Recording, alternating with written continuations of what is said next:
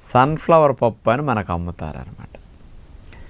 ఆ పప్పు నుంచే క్రష్ చేసి సన్ఫ్లవర్ ఆయిల్ బయటికి తీస్తారు. మనం ఆయిల్ వాడకూడదు, ఆయిల్నిచ్చే విత్తనాలు వాడుకోవచ్చు అనమాట. ఆ సన్ఫ్లవర్ పప్పు తినటం అనేది చాలామందికి తెలియదు అసలు. ఈ సన్ఫ్లవర్ పప్పు అనేది అందులో ఉండే పోషకాలు తెలిస్తే మీరందరూ కొని ఇంట్లో పెట్టుకుంటారు.